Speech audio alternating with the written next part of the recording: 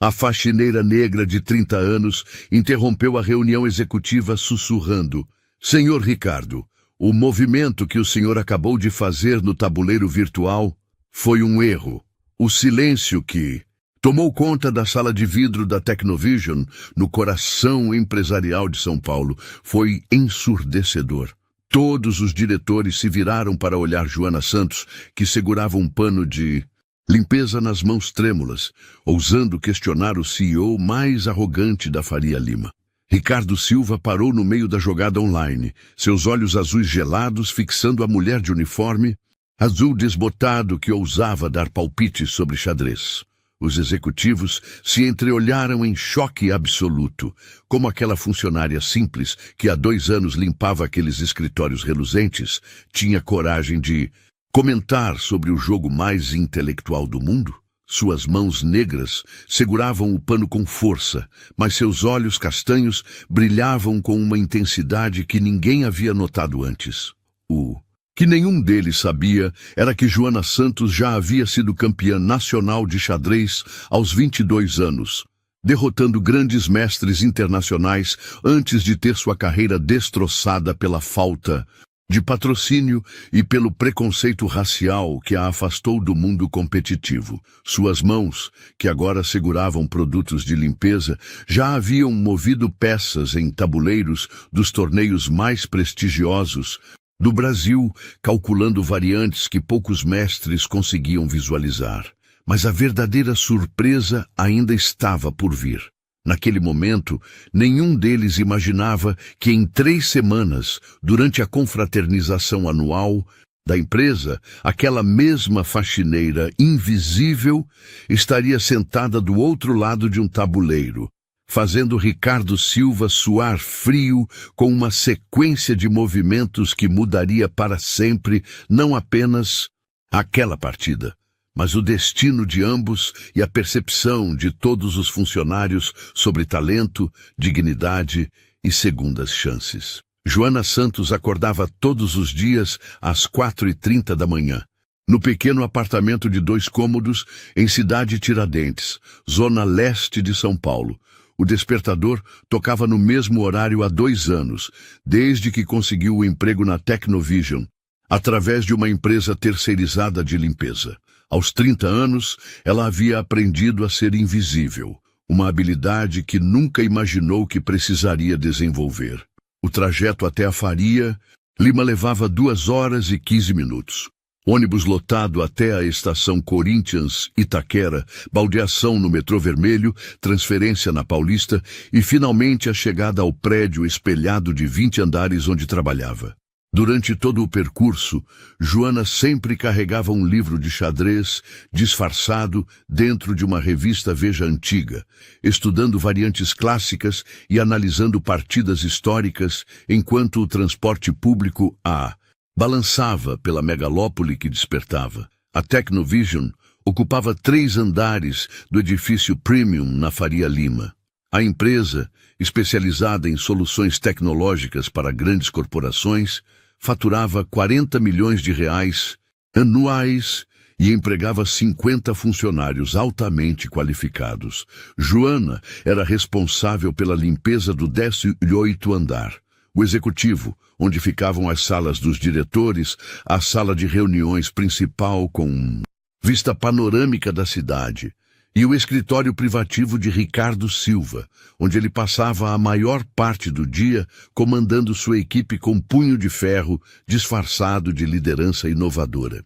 Ricardo Silva, aos 35 anos, era o tipo de executivo que a mídia especializada adorava fotografar para matérias sobre jovens líderes do mercado brasileiro. Alto, 1,85 m, loiro com olhos azuis, herdados da avó alemã, sempre vestindo ternos italianos Armani, que custavam mais que o salário anual de Joana. Formado em administração de empresas pela Fundação Getúlio Vargas e com MBA em gestão estratégica por Stanford, ele havia herdado a empresa do pai aos 28 anos e a transformado em uma das mais lucrativas do setor. Sua arrogância era diretamente proporcional ao seu sucesso financeiro, e sua prepotência se manifestava de forma mais intensa com funcionários que ele considerava hierarquicamente inferiores. Joana, você pode limpar minha sala mais tarde? Estou no meio de uma partida importante contra um oponente internacional, disse Ricardo em uma terça-feira chuvosa de maio, sem sequer levantar os olhos da tela do notebook Dell Precision. Lancet 1000, que custava R$15.000. Ele jogava xadrez online no site chess.com contra um adversário classificado com 1.800 pontos no rating internacional. Um nível que Ricardo considerava impressionante, embora fosse apenas intermediário para os padrões reais do jogo competitivo. Claro, Dr. Ricardo, respondeu Joana automaticamente, como sempre fazia nos últimos 2 anos. Mas seus olhos treinados não conseguiram evitar capturar rapidamente a posição das peças na tela de 17 polegadas. Em exatos 3 movimentos, o oponente de Ricardo teria uma combinação tática devastadora. Um garfo duplo com o cavalo que atacaria simultaneamente a dama branca e a torre na primeira fileira. Ricardo, concentrado apenas no seu plano superficial de ataque no flanco da dama, não percebia a ameaça mortal que se aproximava de seu rei desprotegido. Joana continuou sua rotina de limpeza, aspirar o carpete persa importado, limpar a mesa de mogno maciço, organizar os livros de gestão empresarial que Ricardo nunca lia completamente, regar as plantas ornamentais que decoravam o ambiente. Mas sua mente, treinada em décadas de análise posicional, continuava calculando variantes da partida que se desenrolava na tela a poucos metros dela. 15 minutos depois, Joana ouviu um palavrão alto e claro vindo do escritório. Porra, que jogada ridícula! Ricardo havia perdido a partida, exatamente como ela previra, caindo na combinação tática que qualquer enxadrista com conhecimento intermediário identificaria 5 movimentos antes. Esse site deve estar cheio de hackers e programas de computador, gritou, ele batendo a mão fechada na mesa com força suficiente para fazer as canetas Montblanc saltarem. Situações como essa se repetiam constantemente, quase diariamente. Joana observava as partidas de Ricardo através do reflexo das janelas de vidro, enquanto limpava os móveis, e identificava erros táticos elementares que qualquer jogador com conhecimento básico de abertura e meio-jogo reconheceria imediatamente. Erros de cálculo, peças mal posicionadas, finais perdidos por falta de técnica. Ricardo cometia falhas que fariam um professor de xadrez de escola pública balançar a cabeça com desaprovação. Mas ela permanecia em silêncio absoluto, invisível como um fantasma, executando seu trabalho mecânico enquanto sua mente privilegiada analisava automaticamente variantes complexas que Ricardo jamais conseguiria compreender, mesmo se tivesse uma década para estudá-las. A rotina de humilhações sutis, mas constantes, era parte integrante do dia a dia na Technovision. Pessoas como ela não têm capacidade cerebral para entender jogos que exigem inteligência abstrata, comentou Ricardo certa vez com Paulo Mendes, o diretor de marketing, enquanto Joana limpava metodicamente as estantes de livros da sala de reuniões. É realmente impressionante como algumas pessoas nascem sem essa fagulha da genialidade que separa os líderes dos liderados. Paulo Mendes, um homem de 45 anos, formado em publicidade e propaganda pela ESPM, que sempre tratava Joana com uma educação básica e superficial, apenas concordou com um aceno de cabeça diplomático. Ele havia aprendido, nos 7 anos trabalhando para Ricardo, que contradizer o chefe em questões que ele considerava filosoficamente importantes era uma forma eficiente de prejudicar a própria carreira. Você tem razão, Ricardo. É uma questão de capacidade cognitiva natural. Joana sentiu as palavras atingirem como facadas. geladas no peito, perfurando anos de dignidade cuidadosamente reconstruída após a destruição de seus sonhos. Mas manteve a expressão neutra, o rosto impassível que havia aperfeiçoado durante 2 anos de invisibilidade forçada. Suas mãos continuaram o movimento mecânico e preciso de limpar, para trás, para frente, para trás, para frente, enquanto sua mente brilhante calculava automaticamente uma variante complexa da defesa siciliana, sistema Najdorf, que havia estudado na noite anterior até as 2 da manhã, analisando uma partida clássica entre Garry Kasparov e Anatoly Karpov. Durante os intervalos para almoço, Joanna costumava se refugiar no refeitório dos funcionários terceirizados, localizado no subsolo do prédio, longe dos olhos e da atenção dos executivos. Ali, ela encontrava outros trabalhadores invisíveis como ela. Dona Rosa, de 55 anos, que limpava os banheiros de todos os andares e criara sozinha 3 filhos trabalhando como diarista. João Silva, de 28 anos, office boy que sonhava em cursar direito no período noturno, assim que conseguisse juntar dinheiro suficiente para as mensalidades.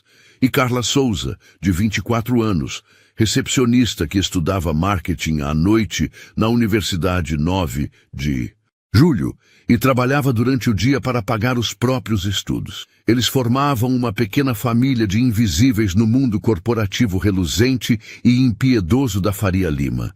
Você é sempre muito quieta, Joana, observou Carla durante um almoço de quinta-feira, mastigando um sanduíche de presunto que havia trazido de casa. Sempre carregando esses livros estranhos, sempre pensativa. O que você tanto lê que te deixa tão concentrada? O coração de Joana disparou quando Carla se inclinou para tentar ver melhor a capa do livro que ela segurava. Literatura clássica, mentiu Joana rapidamente, fechando o volume sobre aberturas clássicas do xadrez moderno que estava estudando durante a pausa. Eu gosto de ler para passar o tempo e expandir vocabulário. A verdade era um luxo perigoso que ela não podia se permitir. Como explicar para aquelas pessoas simples e trabalhadoras que ela já havia derrotado grandes mestres internacionais em torneios oficiais? Como contar que aos 22 anos foi a primeira mulher negra a conquistar o título prestigioso de mestre nacional de xadrez no Brasil, derrotando adversários que hoje ganhavam fortunas, dando aulas particulares para filhos de empresários? Como revelar que abandonou o mundo competitivo não por falta de talento ou dedicação, mas por falta de patrocínio, apoio financeiro e pelo cansaço devastador de ouvir comentários racistas disfarçados de análises técnicas objetivas sobre seu estilo de jogo supostamente agressivo demais para uma representante feminina do país? A transformação de Joana Santos, de prodígio reconhecido do xadrez nacional para faxineira invisível, havia começado exatos 8 anos e 4 meses antes daquele dia chuvoso de maio na Technovision. A mudança radical sua vida começou a se desenhar em flashbacks dolorosos que a assombravam sempre que ela via Ricardo movendo peças no tabuleiro virtual, cometendo erros que ela poderia corrigir de olhos fechados. 8 anos antes, Joana era conhecida no meio enxadrístico brasileiro como a Dama Negra do Xadrez Nacional, apelido carinhoso dado pela imprensa especializada quando ela conquistou seu primeiro torneio adulto, aos 18 anos, derrotando o então campeão estadual Marcos Oliveira numa partida que se tornou lendária nos clubes de São Paulo.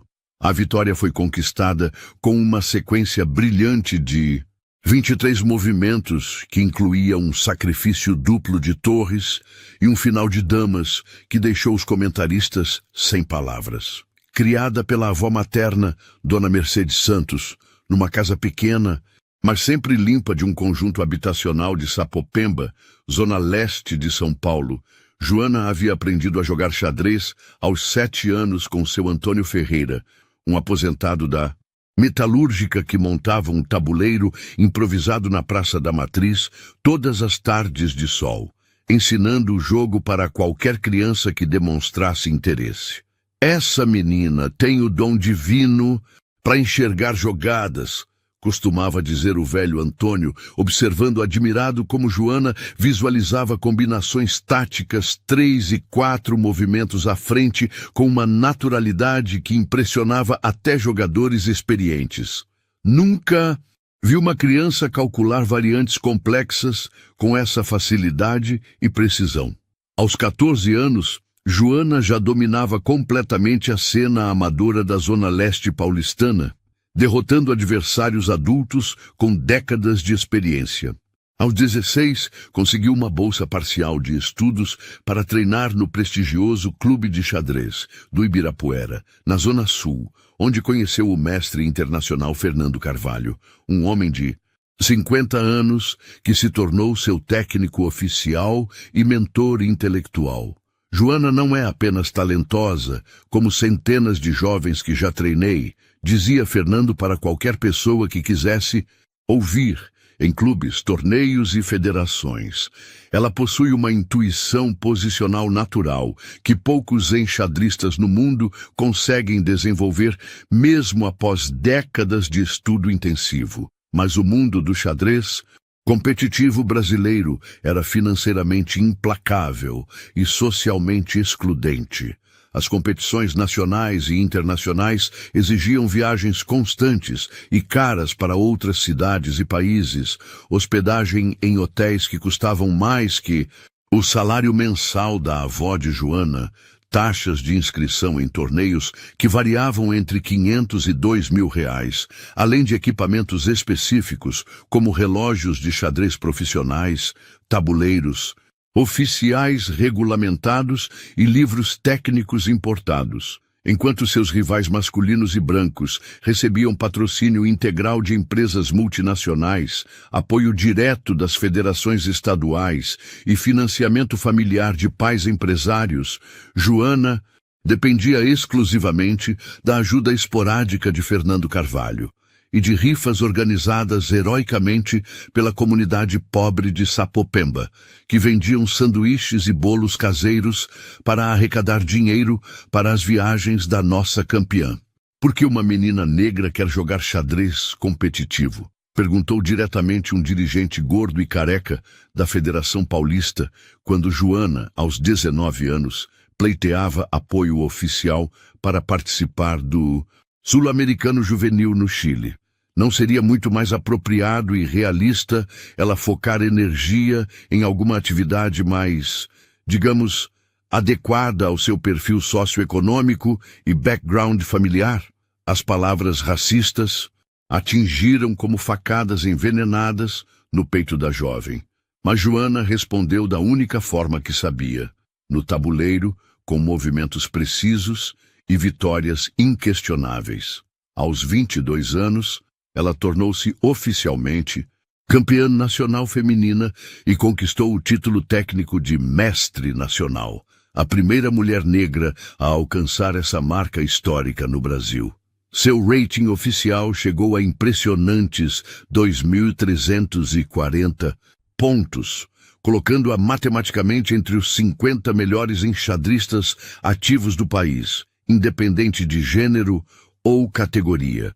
Mas os patrocínios comerciais e o apoio institucional nunca chegaram de forma consistente. As oportunidades reais se fechavam sistematicamente com desculpas técnicas elaboradas que mascaravam preconceitos óbvios e inquestionáveis. Seu estilo de jogo é excessivamente agressivo e imprevisível para uma competidora feminina, dizia no técnico da seleção nacional. Talvez se você fosse um pouco menos intensa e confrontativa na abordagem, seria mais fácil encontrar apoio corporativo e aceitação internacional, sugeria outro especialista durante uma reunião. A gota d'água definitiva veio aos 24 anos, durante o Campeonato Brasileiro Absoluto de 2018, realizado em Caldas Novas, Goiás. Após derrotar 3 grandes mestres consecutivamente e estar oficialmente classificada para disputar o título absoluto nacional que poderia abrir portas para competições mundiais, Joana ouviu um comentário que a destroçou emocionalmente. Essa negra joga muito bem tecnicamente, reconheço, mas sinceramente não tem a classe social e a elegância necessárias para representar dignamente o Brasil em competições internacionais oficiais. Imaginem uma foto oficial dela, ao lado dos grandes mestres europeus, em torneios da elite mundial. Naquela noite terrível, trancada no quarto minúsculo e abafado de um hotel barato em Caldas Novas, Joana chorou todas as lágrimas que havia guardado, estoicamente durante anos de luta solitária. O mundo pareceu parar por alguns segundos eternos quando ela tomou a decisão mais difícil e dolorosa de sua vida: abandonar definitivamente o xadrez competitivo e buscar uma forma normal de sobrevivência. As semanas seguintes trouxeram uma intensificação perceptível e perigosa na arrogância natural de Ricardo Silva. O torneio empresarial de xadrez da Faria Lima havia alimentado seu ego de forma descontrolada, e ele começou a usar o jogo como uma ferramenta de humilhação ainda mais explícita e sistemática contra funcionários que considerava intelectualmente inferiores. Durante as reuniões executivas semanais, Ricardo passou a fazer analogias constantes e elaboradas entre o xadrez e o que ele chamava de hierarquia natural da inteligência na empresa. Ele havia mandado instalar na sala de reuniões principal um tabuleiro de mármore italiano Carrara, importado diretamente de Florença por R$ 8.000, onde montava posições clássicas para impressionar clientes e intimidar subordinados. Vejam bem, pessoal, disse Ricardo numa manhã ensolarada de segunda-feira, movendo as peças do tabuleiro luxuoso com gestos teatrais e professoral. O xadrez é exatamente como nossa empresa, uma hierarquia perfeita, onde cada peça tem sua função específica e seu valor intrínseco bem definido. As torres são nossos diretores, peças poderosas e valiosas, mas limitadas a movimentos lineares e previsíveis. Os bispos são nossos gerentes especializados, ágeis e eficientes em suas áreas específicas de domínio. Os cavalos representam nossos programadores e analistas, criativos e inteligentes, mas com movimentos peculiares que nem sempre são compreendidos pelos outros. Paulo Mendes riu nervosamente, sempre pronto a alimentar a vaidade crescente do chefe com aprovação incondicional.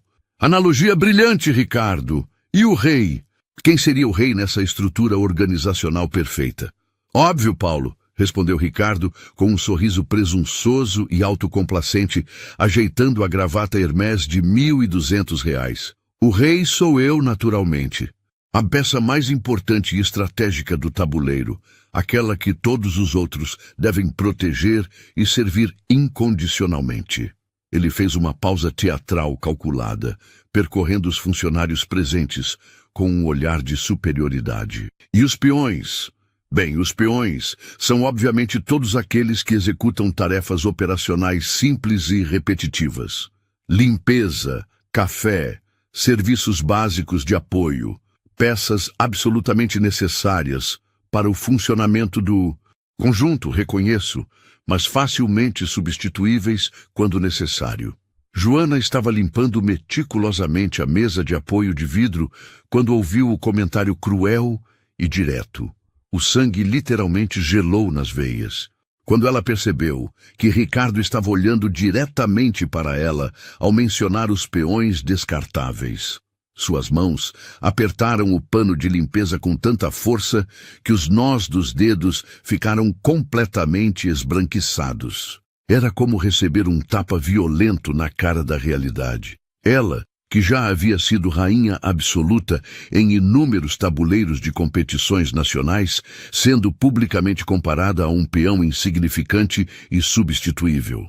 Marina Costa, a diretora financeira de 38 anos, formada em economia pela USP e uma das poucas pessoas na empresa que ocasionalmente questionava Ricardo, mexeu-se visivelmente desconfortável na cadeira de couro italiano. Ricardo, talvez essa analogia seja um pouco inadequada e ofensiva, disse ela diplomaticamente, tentando amenizar a situação constrangedora. Todos os funcionários têm valor humano independente de suas funções. Inadequada por... O que exatamente, Marina? Rebateu Ricardo imediatamente, claramente irritado com a interrupção inesperada de sua performance filosófica. É apenas a realidade objetiva do mundo corporativo e da vida em geral. Algumas pessoas nascem naturalmente para ser reis e rainhas, líderes e visionários. Outras nascem para ser peões operacionais. É simplesmente a ordem natural das coisas, uma questão de capacidade cognitiva e background socioeconômico. Carlos Rebouças, o programador sênior de 31 anos, negro como Joana e nascido também em Cidade Tiradentes, sentiu uma onda poderosa de raiva e indignação subir pelo peito como lava vulcânica. Ele havia chegado à Tecnovision por mérito técnico absolutamente inquestionável. Após formar-se em ciência da computação na USP, com bolsa integral e especializar-se em inteligência artificial, mas enfrentava constantemente microagressões, sutis e comentários racistas disfarçados de feedback profissional. Com todo respeito, Ricardo, disse Carlos, controlando cuidadosamente a voz para não explodir. Inteligência e competência não têm absolutamente nada a ver com cor da pele ou classe social de origem. Já vi gênios verdadeiros nascendo e crescendo em favelas, e mediocridades completas, herdando empresas e posições de poder. O silêncio que se seguiu foi absolutamente ensurdecedor e constrangedor. Ricardo fixou Carlos com um olhar gélido e ameaçador que fez todos os funcionários presentes na sala se mexerem desconfortavelmente em suas cadeiras. A temperatura emocional do ambiente despencou drasticamente. Carlos, você está questionando diretamente minha capacidade de liderança e minha competência intelectual? Perguntou Ricardo com a voz baixa, mas carregada de ameaça, implícita e poder hierárquico. Não, senhor Ricardo, respondeu Carlos rapidamente, recuando estrategicamente. Ele tinha uma esposa e 2 filhos pequenos para sustentar e precisava desesperadamente daquele emprego bem remunerado. Apenas fazendo um comentário geral sobre diversidade de talentos na sociedade brasileira. Que interessante essa sua observação sociológica, Carlos, disse Ricardo sarcasticamente, levantando-se da cadeira e caminhando lentamente até a janela, panorâmica com vista para a Faria Lima. Já que estamos falando de talentos ocultos e capacidades intelectuais, que tal demonstrarmos isso na prática real? Que tal organizarmos um pequeno torneio interno de xadrez? Quero ver se alguém aqui tem coragem suficiente para me desafiar diretamente no tabuleiro e provar sua superioridade intelectual. A proposta caiu como uma bomba nuclear na sala de reuniões. Os funcionários se entreolharam nervosos e apreensivos. Ninguém ali acreditava sinceramente ser páreo para Ricardo no xadrez. Pelo menos era o que todos pensavam, baseados em sua autoconfiança constante e suas vitórias online, que ele sempre comentava. Desafiá-lo seria potencialmente um suicídio profissional se perdessem de forma humilhante, e derrotá-lo seria provavelmente ainda pior para suas carreiras futuras na empresa. Ah, que pena mesmo, continuou Ricardo com falsa decepção, percebendo a hesitação geral e o medo palpável no ar. Parece que realmente não temos nenhum talento oculto genuíno por aqui. Nenhum gênio disfarçado esperando sua oportunidade de brilhar. Como eu já suspeitava e sempre afirmei, inteligência real e estratégica é mesmo um privilégio natural de poucos escolhidos. Joana sentiu cada Palavra, como uma lâmina afiada, cortando sistematicamente sua dignidade acumulada ao longo de anos. Suas mãos tremeram imperceptivelmente enquanto ela continuava limpando mecanicamente, completamente invisível para todos na sala, apesar de estar a poucos metros de distância. A voz saiu mais rouca e engasgada que ela pretendia quando sussurrou baixinho para si mesma. Se você soubesse com quem está falando... Fernanda Oliveira, a analista de sistemas de 26 anos, uma das poucas funcionárias que sempre tratava Joana com respeito genuíno e consideração humana, observou atentamente a reação da faxineira.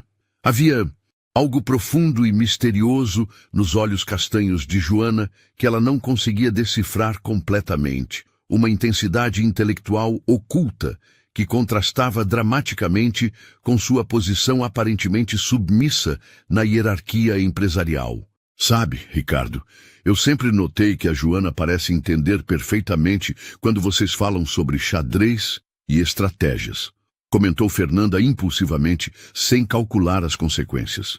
Ela sempre presta atenção e parece acompanhar o raciocínio.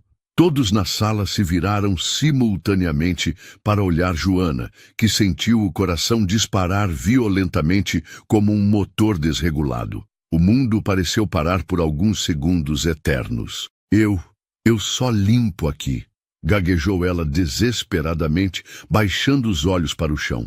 Não entendo absolutamente nada dessas coisas complicadas.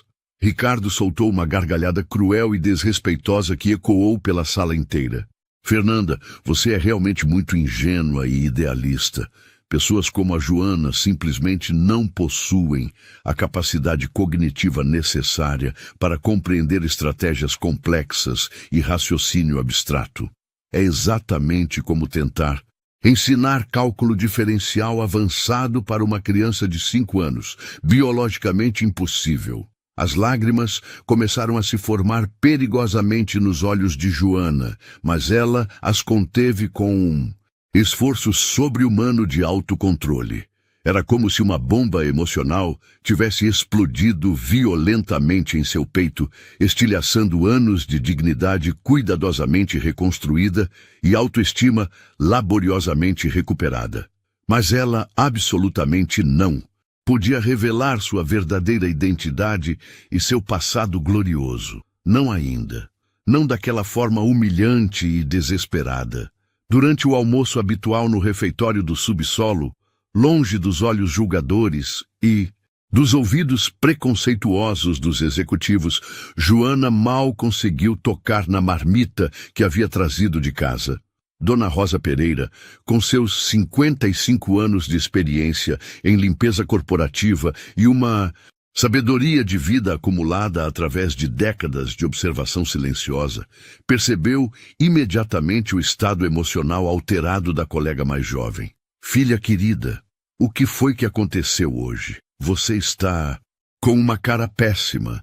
Parece que viu um fantasma ou recebeu uma notícia terrível, disse Dona Rosa com a voz maternal que sempre usava para consolar os colegas em momentos difíceis. Dona Rosa, perguntou Joana hesitante, brincando nervosamente com a comida no prato. A senhora já teve algum talento especial, algum dom natural que ninguém nunca soube ou reconheceu?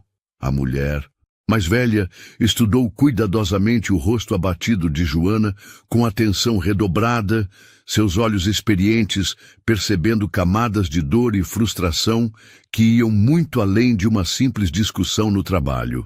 Todo mundo neste mundo tem talentos escondidos e habilidades especiais, minha filha.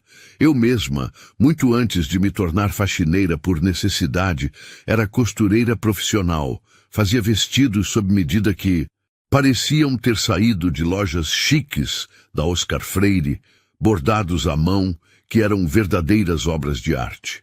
Mas a vida acontece. O destino nos empurra para direções inesperadas. E a gente acaba escondendo nossos dons mais preciosos apenas para conseguir sobreviver. E se um dia surgisse a chance inesperada de mostrar esse dom escondido para o mundo?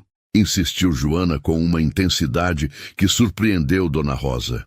Isso dependeria inteiramente do preço que você estaria disposta a pagar, querida, respondeu Dona Rosa com a sabedoria filosófica de quem havia vivido muito e observado ainda mais. Mostrar quem a gente realmente é por dentro sempre tem um preço alto. Às vezes o preço é a rejeição, às vezes é a inveja, às vezes é a responsabilidade que vem junto com o reconhecimento. A pergunta fundamental é: você está emocionalmente preparada e disposta a pagar esse preço? Naquela mesma tarde, numa ironia do destino que parecia orquestrada por forças superiores, Ricardo organizou uma demonstração especial de xadrez para alguns clientes importantes da empresa. Executivos de multinacionais que estavam considerando contratar os serviços da Tecnovision. Ele havia montado um tabuleiro gigante na sala de reuniões principal e conseguido convencer o renomado mestre internacional Fernando Carvalho. Ironicamente, o mesmo homem que havia sido técnico e mentor de Joana durante seus anos dourados no xadrez competitivo, a dar uma simultânea contra 5 funcionários selecionados da empresa. Joana literalmente quase desmaiou quando viu Fernando Carvalho entrar na sala de reuniões com sua pasta de couro contendo tabuleiros portáteis e relógios de xadrez profissionais. O mundo pareceu parar completamente por alguns segundos que se estenderam como horas. O homem que havia descoberto seu talento excepcional, que havia acreditado nela quando ninguém mais acreditava, que havia sido como um pai intelectual durante os anos mais importantes de sua formação enxadrística, estava ali, a poucos metros de distância dela. Mas ele não a reconheceu imediatamente. Afinal, ela era apenas mais uma faxineira, invisível, limpando discretamente as janelas e organizando cadeiras. «Mestre Fernando», disse Ricardo com uma reverência fingida e calculada, «é realmente uma honra imensa recebê-lo aqui na Tecnovision. Sou um grande admirador pessoal do xadrez e um praticante assíduo, como todos aqui podem confirmar. Fernando Carvalho, um homem elegante de 60 anos com cabelos grisalhos perfeitamente penteados e olhos gentis, mas penetrantes, cumprimentou todos os presentes com a educação natural de um intelectual refinado. O prazer é inteiramente meu, Ricardo. É sempre reconfortante e esperançoso ver empresários jovens que valorizam genuinamente o xadrez e reconhecem sua importância para o desenvolvimento do raciocínio estratégico. A simultânea começou oficialmente às 15h30. Fernando circulava metodicamente entre 5 tabuleiros, jogando simultaneamente contra Paulo Mendes, Marina, Costa, Carlos Rebouças, Fernando Oliveira e mais um gerente de vendas. Ricardo havia deliberadamente ficado de fora da competição, alegando diplomaticamente que seria injusto com os outros funcionários ter 2 especialistas jogando, mas na verdade receando profundamente ser humilhado publicamente por um mestre internacional verdadeiro. Enquanto Fernando circulava entre os tabuleiros fazendo seus movimentos com a precisão cirúrgica de décadas de experiência competitiva, Joana observava cada jogada através dos reflexos das janelas de vidro, fingindo estar concentrada na limpeza. Sua mente privilegiada analisava automaticamente todas as posições, calculando variantes complexas que os funcionários da empresa nem sequer imaginavam que existissem. Era como assistir a 5 partidas de xadrez simultaneamente em câmera lenta, percebendo erros táticos elementares e oportunidades perdidas que saltavam aos seus olhos treinados. Interessante abordagem posicional, murmurou Fernando pensativo, parando por alguns segundos extras no tabuleiro de Carlos. Você demonstra uma compreensão estrutural bastante sólida para alguém que não compete oficialmente. Carlos sorriu orgulhoso, sentindo-se reconhecido por uma autoridade real no assunto. Muito obrigado, mestre Fernando. Eu estudo quando posso, leio alguns livros clássicos, jogo online ocasionalmente. Mas Foi quando Fernando chegou ao tabuleiro de Marina Costa que algo verdadeiramente extraordinário e inesperado aconteceu. A posição estava matematicamente perdida para ela. Fernando havia construído uma vantagem material decisiva com torre e bispo extras, além de um ataque irresistível e coordenado contra o rei branco desprotegido. Marina estava visivelmente nervosa, prestes a se render diplomaticamente e parabenizar o mestre pela vitória técnica, quando uma voz feminina sussurrou discretamente atrás dela: "A dama em C7, força empate por cheque perpétuo." Todos os presentes se viraram automaticamente procurando a origem da sugestão tática. Joana estava limpando uma estante próxima, aparentemente completamente alheia à partida em desenvolvimento e concentrada exclusivamente em seu trabalho. Marina olhou confusa para o tabuleiro, tentando entender a sugestão sussurrada, e, seguindo a indicação misteriosa, moveu hesitante sua dama branca para a casa C7. Fernando Carvalho arregalou os olhos em surpresa genuína e admiração técnica. A jogada era absolutamente brilhante, um recurso tático sofisticado que forçava uma sequência inevitável de cheques perpétuos, resultando em empate honroso numa posição que estava completamente perdida, apenas um movimento antes. Era o tipo de recurso defensivo que apenas enxadristas muito experientes e tecnicamente preparados conseguiriam visualizar sob pressão. "Quem sugeriu essa jogada extraordinária?" perguntou Fernando diretamente, olhando atentamente ao redor da sala com curiosidade científica genuína. "Eu mesma consegui ver a combinação", mentiu Marina rapidamente e diplomaticamente, percebendo instintivamente que Joana não queria ser exposta publicamente naquele momento. Foi intuição e sorte, mas Fernando não era uma pessoa facilmente enganada. Seus olhos experientes e treinados percorreram metodicamente a sala e pousaram em Joana, que fingiu estar completamente absorta na limpeza de uma estante de livros. Havia algo profundamente familiar naquela mulher, algo que ele não conseguia identificar completamente, mas que despertava memórias distantes. Ricardo ficou visivelmente irritado com o empate inesperado de Marina contra o mestre internacional. "Pura sorte de iniciante", resmungou ele alto o suficiente para todos ouvirem. Em situações reais de pressão competitiva, esse tipo de jogada desesperada nunca apareceria naturalmente. "Pelo contrário, Ricardo", disse. Fernando pensativo, continuando a olhar discretamente na direção de Joana. "Foi uma das jogadas mais elegantes e tecnicamente perfeitas que vi em muitos anos de carreira. Requer uma visão tática, extremamente apurada e conhecimento profundo de finais clássicos." Ele fez uma pausa calculada. Esse tipo de recurso só aparece na mente de alguém com formação sólida em xadrez competitivo.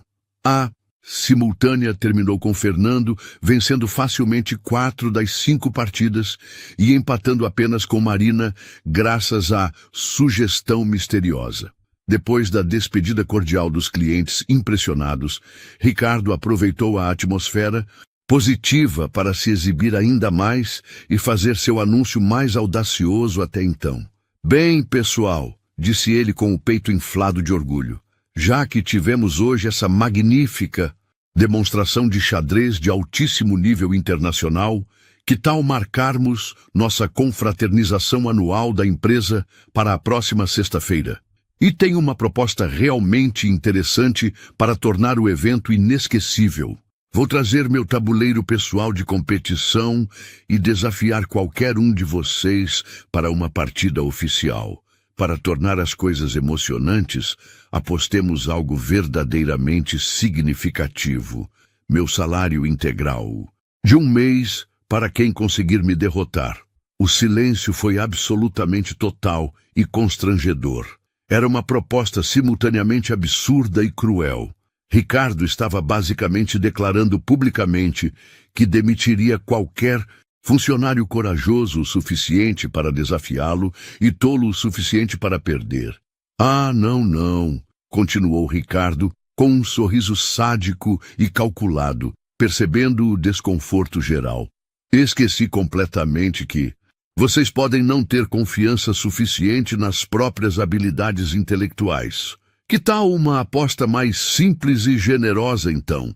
Meu salário mensal completo, R$ 45.000, para quem conseguir me vencer no xadrez. Sem contrapartida alguma da parte do desafiante. Pura generosidade empresarial da minha parte. Era uma armadilha óbvia e humilhante. Ninguém ali acreditava sinceramente ter chances reais contra Ricardo, e ele sabia disso perfeitamente.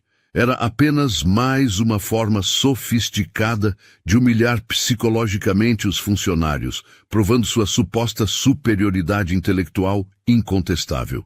E para tornar as coisas ainda mais interessantes e educativas, acrescentou Ricardo com malícia crescente, a partida será completamente pública e transparente. Todos os funcionários da empresa poderão assistir pessoalmente, inclusive nossa sempre eficiente e dedicada equipe de serviços gerais. Ele direcionou o olhar diretamente para Joana, com intenção obviamente provocativa. Tenho absoluta certeza de que será extremamente educativo e esclarecedor para todos verem na prática como funciona um cérebro realmente treinado e preparado para a estratégia de alto nível. Joana sentiu o ar da sala ficar pesado e sufocante, como antes de uma tempestade devastadora. Suas mãos tremeram imperceptivelmente ao segurar o pano de limpeza, e ela precisou se apoiar discretamente na mesa para não cambalear fisicamente.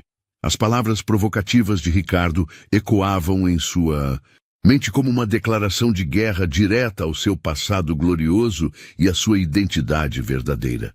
Naquela noite, no silêncio absoluto de seu pequeno apartamento em Cidade Tiradentes, Joana pegou seu tabuleiro pessoal, o mesmo que havia usado religiosamente para estudar as partidas imortais de José Raul Capablanca e Bob Fischer durante seus anos de formação. Suas mãos acariciaram as peças de madeira entalhada com reverência quase religiosa. Havia tanto tempo que ela não jogava uma partida oficial séria. Ela montou cuidadosamente uma posição clássica da literatura enxadrística e começou a jogar metodicamente contra si mesma, analisando variantes como nos velhos tempos gloriosos. Mas desta vez era completamente diferente de seus estudos habituais. Cada movimento que ela executava era uma preparação militar. Cada variante que calculava mentalmente era uma arma letal sendo sistematicamente afiada para o confronto definitivo que se aproximava inexoravelmente. O coração de Joana disparou violentamente quando ela percebeu com clareza cristalina que havia tomado uma decisão irrevogável. Pela primeira vez em 8 anos de invisibilidade forçada, ela não fugiria como uma covarde, não se esconderia como uma criminosa, não permaneceria invisível como um fantasma. Dr. Ricardo Silva, sussurrou ela para o apartamento completamente silencioso, movendo a dama branca pelo tabuleiro com precisão cirúrgica. O senhor não faz a menor ideia de com quem está mexendo. A sexta-feira da confraternização amanheceu com uma energia elétrica e palpável, percorrendo todos os corredores da Technovision. Funcionários chegaram mais cedo que o habitual, sussurrando animadamente nos elevadores e corredores sobre o confronto épico que aconteceria durante o evento. A notícia do desafio público havia se espalhado de forma viral, tanto dentro quanto fora da empresa, e alguns ex-colegas de Joana do mundo do xadrez competitivo conseguiram autorização especial para assistir ao que os jornais especializados já chamavam de o retorno misterioso da Dama Negra.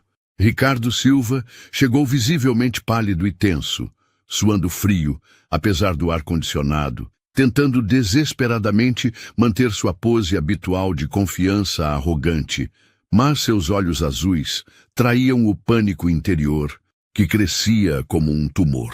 Ele havia passado a madrugada inteira acordado, estudando freneticamente partidas de xadrez online, tentando absorver em algumas horas desesperadas o conhecimento que Joana havia refinado e aperfeiçoado durante décadas de dedicação. Bom dia, Dr. Ricardo, cumprimentou Joana quando ele passou pelo corredor onde ela organizava cadeiras para o evento. Sua voz tinha uma serenidade nova e poderosa, uma dignidade recuperada que ele nunca havia percebido ou reconhecido antes daquele momento. Bom dia, Joana, gaguejou Ricardo pateticamente, evitando olhar diretamente para ela como se fosse uma aparição sobrenatural. Às 14 horas em ponto, o salão de confraternização estava completamente lotado com uma atmosfera de expectativa quase insuportável. Todos os 50 funcionários da Tecnovision se aglomeravam respeitosamente ao redor da mesa central, onde Fernando Carvalho havia montado cuidadosamente um tabuleiro profissional regulamentado pela FIDE. O silêncio era tenso e carregado, como antes de uma execução pública. Pessoal, anunciou Ricardo com voz que tremeu ligeiramente apesar de seus esforços. Como solenemente prometido ontem, aqui está minha oferta oficial. Meu salário mensal integral para qualquer pessoa corajosa o suficiente para me derrotar. No xadrez, ele fez uma pausa teatral. Algum voluntário suficientemente confiante em suas habilidades? O silêncio se estendeu por longos segundos que pareceram eternidade. Então, do fundo da sala, uma voz clara, firme e absolutamente determinada ecoou. Eu aceito formalmente o desafio. Joana Santos caminhou lenta e majestosamente entre os funcionários, que se afastaram respeitosa e automaticamente para abrir caminho, como o mar vermelho se abrindo para Moisés. Ela não usava mais o uniforme azul desbotado de faxineira. Havia trocado por uma blusa branca simples, mas elegante, e uma calça preta social. Seus passos eram firmes e seguros, de alguém que caminhava de volta para casa após um exílio longo e doloroso. Joana, disse Ricardo, sua voz saindo mais aguda e desesperada, que pretendia, você tem absoluta certeza desta decisão? É uma quantia muito considerável de dinheiro. Tenho certeza total, Dr. Ricardo, respondeu ela, sentando-se calmamente do lado das peças brancas. Sempre tive. Fernando Carvalho se aproximou solenemente da mesa como um árbitro oficial. As regras são simples e tradicionais.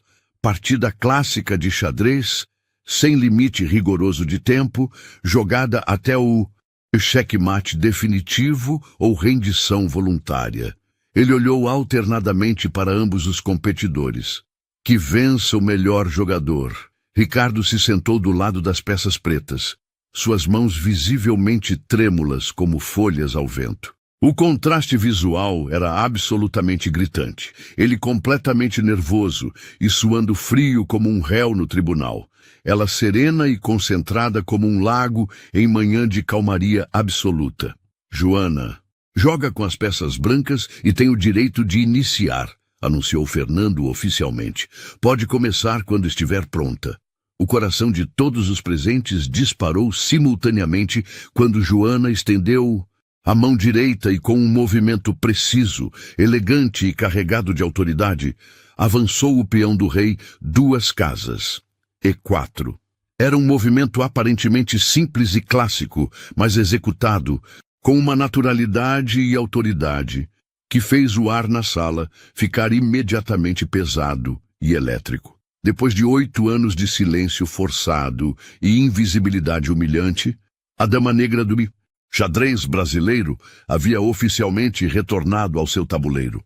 Ricardo respondeu mecanicamente com E5, tentando imitar a simplicidade aparente da abertura de Joana, mas suas mãos tremiam tão perceptivelmente que a peça quase caiu quando ele a soltou. A partida prosseguiu por exatos 15 minutos, com movimentos relativamente normais e convencionais.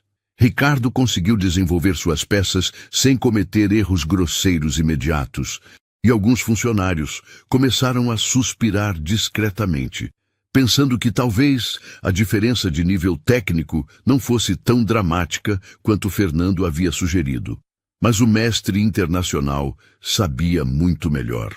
Ele reconhecia perfeitamente o estilo inconfundível de Joana. Ela estava meticulosamente construindo uma posição sólida e harmoniosa, como uma cobra venenosa preparando pacientemente o bote mortal.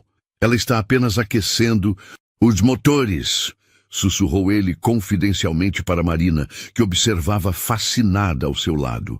Foi exatamente no 20º movimento que a verdadeira Joana Santos emergiu das sombras como uma fênix ressurgindo das cinzas. Ricardo havia deixado passar despercebida uma sutileza tática elementar. Um peão ligeiramente mal posicionado na casa F6 que criava uma fraqueza estrutural imperceptível para jogadores amadores. Para um enxadrista comum, era completamente invisível. Para uma mestre internacional com décadas de experiência, era uma oportunidade dourada, brilhando como um diamante.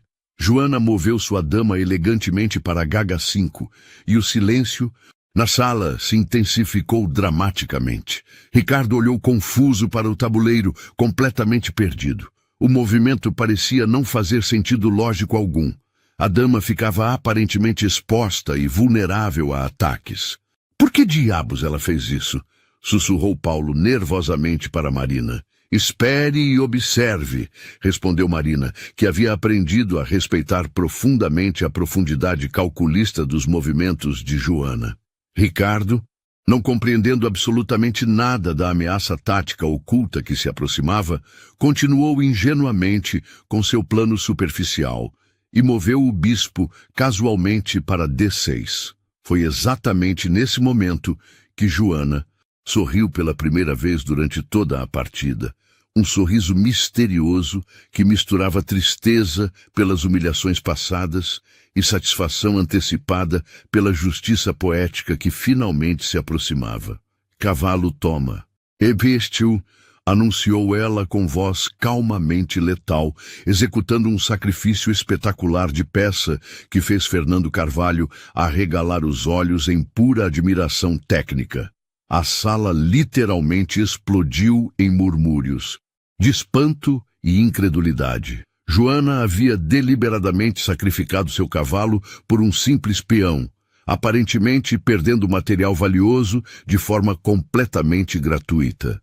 Ricardo, sem compreender nem remotamente a profundidade estratégica do sacrifício, capturou o cavalo imediatamente.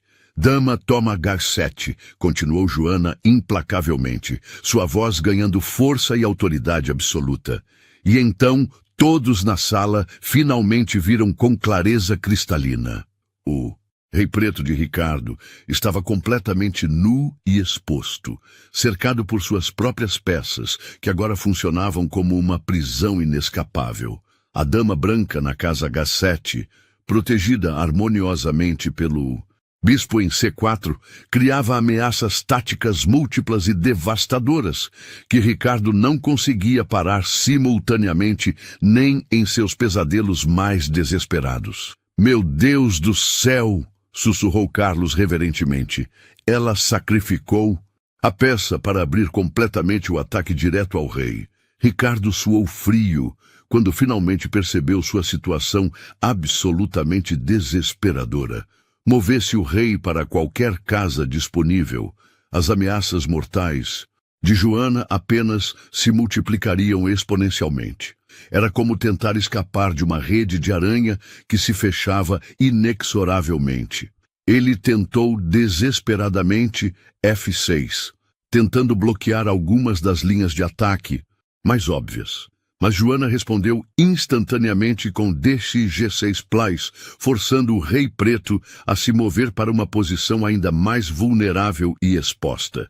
Rei para F8, disse Ricardo com a voz completamente embargada, percebendo com horror crescente que cada movimento apenas piorava exponencialmente sua situação.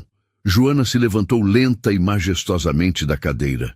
Todos os olhos na sala se fixaram Nela, com reverência absoluta, enquanto ela estudava o tabuleiro, não por necessidade técnica, ela já havia calculado mentalmente todas as variantes possíveis até o mate, mas para saborear intensamente o momento que havia sonhado e visualizado durante 8 longos anos de humilhação. Dama para G7, anunciou ela finalmente com voz que ecoou pela sala como um julgamento divino.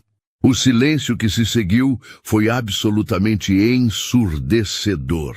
Ricardo olhou para o tabuleiro com crescente desespero e pânico. Não importava absolutamente o que fizesse, o xeque-mate era matematicamente inevitável. Eu não vejo como sair desta situação, gaguejou ele patética e desesperadamente. Xeque-mate forçado em exatos 3 movimentos, disse Joana suave, mas implacavelmente, sua voz ecoando pela sala, como o trovão de uma tempestade. Não importa absolutamente o que o senhor jogue. Fernando se aproximou do tabuleiro e analisou rapidamente a posição com seus olhos experientes. Ela está completamente certa, confirmou ele solenemente para toda a sala. É mate matematicamente forçado. As lágrimas começaram a se formar espontaneamente nos olhos de vários funcionários emocionados. Dona Rosa chorava abertamente de orgulho maternal. João cerrava os punhos em triunfo silencioso. Carla sorria radiante com lágrimas de alegria nos olhos. Ricardo olhou lentamente ao redor da sala, finalmente vendo pela primeira vez o respeito genuíno e a admiração sincera que todos demonstravam espontaneamente por Joana. Então ele voltou o olhar para a mulher que havia humilhado sistematicamente por 2 anos consecutivos, e pela primeira vez em sua vida realmente a viu como ser humano. Viu a dignidade inquebrantável que ela sempre carregara, mesmo quando ele tentava destroçá-la diariamente. Viu a inteligência extraordinária que ele havia negado e ridicularizado. Viu a força silenciosa que ela demonstrara ao suportar anos de desprezo sem perder sua humanidade essencial. Eu me rendo completamente, disse Ricardo finalmente, derrubando seu rei com a mão trêmula em sinal de rendição oficial. A explosão de aplausos foi instantânea, ensurdecedora e emocionante. Todos os funcionários se levantaram simultaneamente, gritando e batendo palmas em ovação que durou 5 minutos. Joana permaneceu sentada, emocionada demais para se mover, enquanto lágrimas de alívio e triunfo corriam livremente por seu rosto. A invisível havia se tornado visível. A humilhada havia triunfado. A Dama Negra havia recuperado seu trono. E naquele momento histórico, todos na Tecnovision entenderam uma lição que jamais esqueceriam. Talento verdadeiro não tem cor, classe social ou uniforme. Tem apenas oportunidade esperando para brilhar. Durante anos, trataram ela como um peão, mas no fim, quem deu o xeque-mate foi a dama. Agora me diz, quantas Joanas você conhece? Invisíveis, geniais e subestimadas. Comenta aqui embaixo e mostra que você também vê o valor de quem o mundo insiste em ignorar. E se você acredita que talento não tem classe social, se inscreve no canal e ativa o sininho. Aqui, cada história é uma revanche contra a arrogância.